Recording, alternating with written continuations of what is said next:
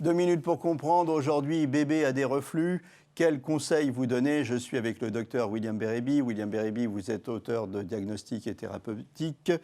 Le nourrisson a des reflux. Qu'est-ce qu'on fait? Alors, ça va se traduire par des pleurs et puis des vomissements après le biberon. Alors, c'est à différencier de la régurgitation ou du RO, qui sont classiques après le biberon. Donc, c'est très fréquent et ça peut être associé à des manifestations ORL, type laryngite, toux, etc. Alors, particularité, c'est que ça va disparaître dans 3/4 des cas avant l'âge de 18 mois. Donc, ce n'est pas, dans la très grande majorité des cas, une pathologie grave.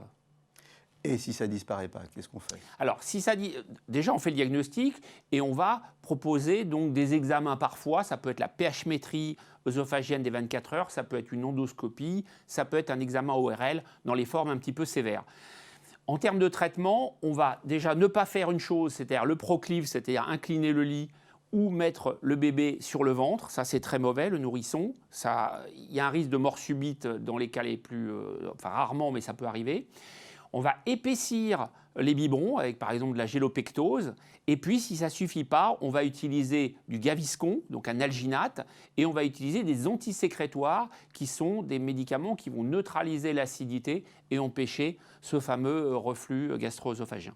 Les mamans, elles s'inquiètent. Alors c'est grave ça ou pas? Non, c'est pas grave. À part, bon, je vous dis, la possibilité qu'il y ait des malaises, ça peut arriver. Très, très rarement, il y a la mort subite du nourrisson qui est la crainte, évidemment, de toutes les mamans. Mais dans la très grande majorité des cas, ça va disparaître avant l'âge de 2 ans. Et le nourrisson, puis l'enfant, donc, va avoir une croissance et une vie tout à fait normale.